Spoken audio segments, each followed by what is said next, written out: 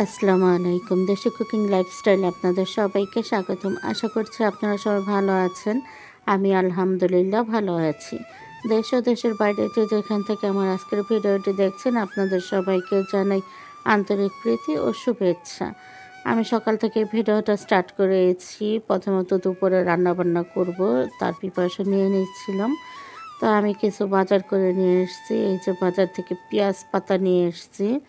এরপরে এনেছি আলু, টমেটো, কাঁচামরিচ, ধনেপাতা। রুটি বানানোর জন্য আটা নিয়ে এসেছি। আটাটা শেষ হয়ে গেছে, তো আটা এনেছি 5 লিটার সয়াবিন তেল। তেলের কথা কি বলবো, একটু তেলের দামটা কমেছিল, সামান্য হলেও একটু স্বস্তি পেয়েছিলাম। কিন্তু আবার তেলের দাম বেড়ে গেছে, লিটার প্রতি 8 টাকা করে বেড়ে গেছে তেলের দাম।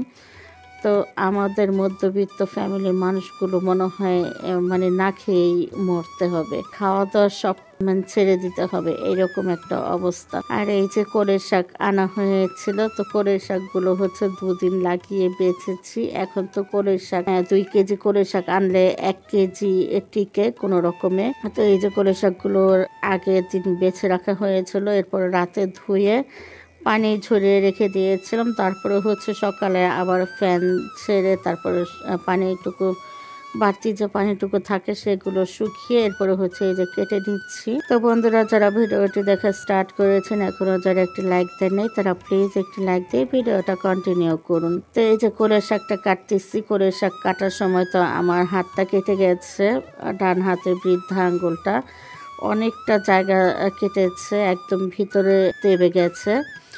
আর এত ব্লিডিং হয়েছে, মানে একটা সেলুন টিস্যু পুরো ভিজে গেছে, এতটা ব্লিডিং হয়েছে। তো এরপরে মানে শেষ হয়ে গিয়েছিল কাটা, মাত্র 1 মুষ্টি শাক ছিল, তখনই হচ্ছে আমার আঙ্গুলটা কেটে গেছে। তো এরপরে হচ্ছে মেডিসিন দিয়ে ব্লিডিং বন্ধ করে তারপরে হচ্ছে আবার ওই 1 মুঠ শাক কাটার চেষ্টা করেছিলাম। তো আবার হচ্ছে সেই কাটা জায়গার মধ্যেই আবার পোষ লেগেছে, কি একটা অবস্থা। তারপরে তো আবার ব্লিডিং শুরু হয়ে গেল। 2 দিন পর্যন্ত আমার এই কাটা আঙুল দিয়ে ব্লিডিং হয়েছে। তো যাই হোক, এরপরে তো একটু ব্লিডিং কমেছে, এমনিতেই শরীর অসুস্থ, তারপরে হচ্ছে আবার হাত কেটে কতটা ব্লিডিং হলো, মানে একেই বলে মরার উপরে খাড়ার ঘা, তাই না? তো যাই হোক, এই যে এদিকে আমি কিন্তু রান্না বসিয়ে দিয়েছি। এখানে হচ্ছে বেলে মাছ রান্না করব, ছোট বেলে মাছ, একদম ছোট, সবগুলো ছোট না, বড় বেলে মাছও আছে, সবগুলো মিলিয়ে রান্না করতেছি। তো পেঁয়াজ পাতা দিয়ে আলু টমেটো দিয়ে হচ্ছে মাছটা রান্না করব। তো এখানে প্রথমত পেঁয়াজগুলো ভেজে নিয়েছি তেলের মধ্যে, আর ছোট মাছ রান্নার ক্ষেত্রে তো একটু তেল বেশি লাগে, যার কারণে আমি একটু তেল বেশি করে দিয়েছি। তো প্রথমত পেঁয়াজটা ভেজে নিয়েছি, এরপরে আদা রসুন পেস্ট ভেজে তারপরে হচ্ছে সামান্য পানি দিয়ে হলুদ গুঁড়ো, মরিচ গুঁড়ো, ধনে গুঁড়ো, জিরে গুঁড়ো, স্বাদ মতো লবণ, কাঁচামরিচ দিয়ে মশলাটা কষিয়ে নিলাম। আর এই মশলাটা বেশি একটা কষাতে হয় না, যেহেতু আমি ছোট মাছ রান্না করব। ছোট মাছ তো হাতে মেখেও রান্না করা যায়, তো আমি মশলাটা কষিয়ে রান্না করতেছি। তো মশলাটা একটু অল্প সময় নিয়ে কষিয়ে করেছি। তো এই যে এখানে আমি আলু, তারপর হচ্ছে পেঁয়াজ পাতা আর হচ্ছে টমেটো দিয়ে দিয়েছি। আর ওই যে 1 মুষ্টি কলই শাক কাটতে পারিনি, যেটা ওই কলই শাকটাও এর সাথে দিয়ে দিয়েছি। তো কলই শাক দিয়ে তো এমনিতেও ছোটো মাছ রান্না করে খেতে ভীষণ ভালো লাগে। আমি হচ্ছে যখন কলই শাকটা মানে খুব ভালোভাবে ওঠে তখন কিন্তু আমি প্রায় সময় ছোটো মাছ দিয়ে কলই শাক দিয়ে রান্না করে খাই, আমার কাছে অনেক বেশি ভালো লাগে। তো এই যে আমি তরকারিটা কষাতে বসিয়ে দিয়েছি, একটু সময় কষিয়ে নেব, সামান্য কষাবো, বেশি সময় কষাবো না। আর এই যে এদিকে দেখুন শাকটা কেটে নিয়েছি, কলই শাকগুলো, আর হচ্ছে এখানে পেঁয়াজ, তারপর হচ্ছে একটু পেঁয়াজ পাতাও দিয়ে দিয়েছি শাকের মধ্যে, তারপর হচ্ছে কাঁচামরিচ একদম মিহি করে কিউব করে কেটে দিয়েছি। তো শাকটা হচ্ছে রান্না যখন করব অবিরত নাড়ার উপরে রাখতে হবে, সেজন্য প্রথমে তরকারিটা সম্পূর্ণ প্রসেসিং শেষ করে এরপরে হচ্ছে শাকটা ভাজি করব। এখন হচ্ছে আমি তরকারিতে ঝোলের পানিটা দিয়ে দিয়েছি, যদিও ঝোল রাখবো না, শুধু মাছগুলো সিদ্ধ হতে যতটুকু পানি লাগে আর কি সেই পানিটুকুই দিয়ে দিয়েছি। তো এরপর ধনেপাতা দিয়ে তারপরে মাছগুলো দিয়ে দিলাম। এখন হচ্ছে নেড়েচেড়ে মিক্স করে দেব সবজির সাথে। বন্ধুরা, আপনাদেরকে একটা কথা বলি, তো আমরা যারা ইউটিউবে আছি আমরা তো সবাই ভাই বোন, তাই না? এখানে কিন্তু বয়সের কোনো ভেদাভেদ নাই। এখানে আমরা বয়স কম হোক বা বেশি হোক, আমাদের সম্পর্কটা কিন্তু ভাই বোনের মতোই। কিছু কিছু বন্ধুরা আছে যারা আমাকে আন্টি বলে সম্বোধন করে।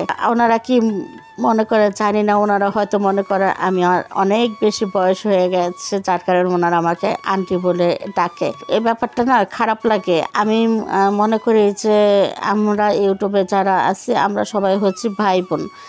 তো এখন বলি আমার জিনুইন বয়সটা আপনাদের কাছকে বলে দেই।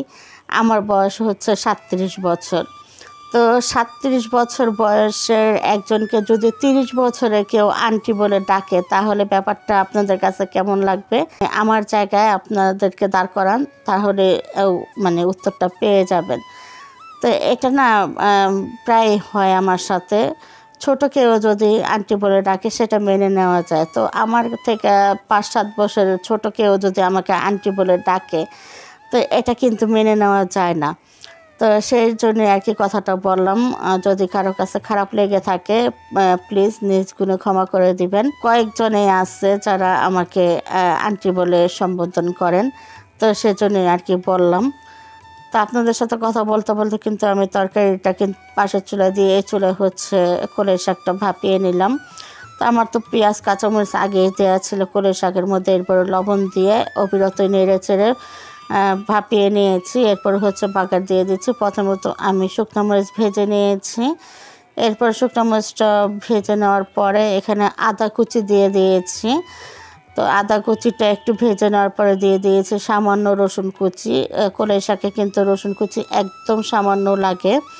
আর আদা কুচিটা দেওয়ার কারণ হচ্ছে অনেকে হচ্ছে কলই শাক হজম হয় না, আবার হচ্ছে অনেকে কলই শাক খেলে পেট ব্যথা করে।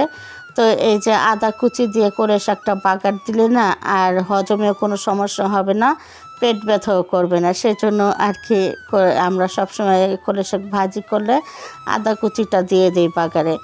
তো আশা করছি যারা কলই শাক খান না পেট ব্যথার ভয়ে বা হজম না হওয়ার ভয়ে, আমার এই ছোট্ট টিপসটা ফলো করে আপনারা কলই শাক ভাজি করতে পারেন। আশা করছি খুব কাজে লাগবে আমার এই টিপসটা।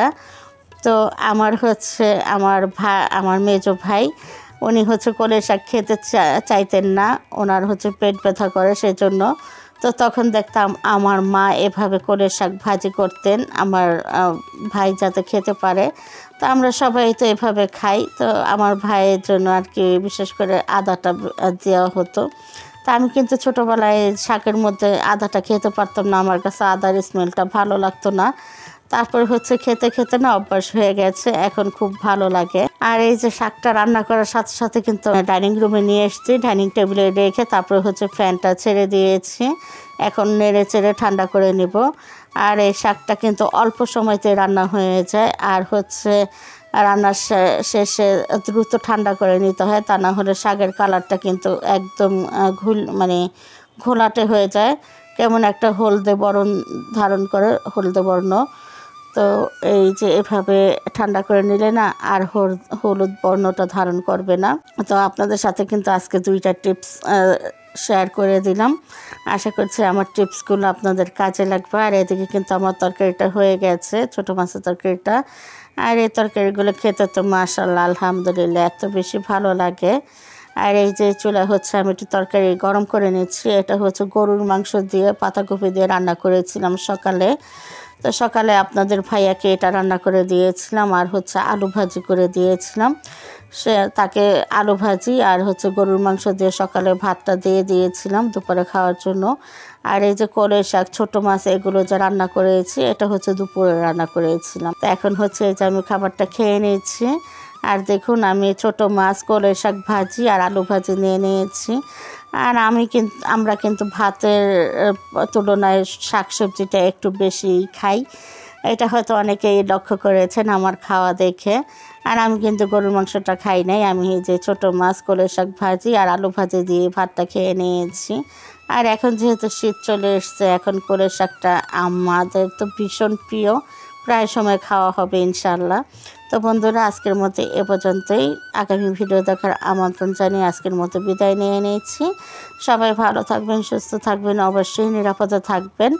আর আমার জন্য দোয়া করবেন, আমিও আপনাদের সবার জন্য দোয়া করি। সবাই ভালো থাকবেন। আল্লাহ হাফেজ।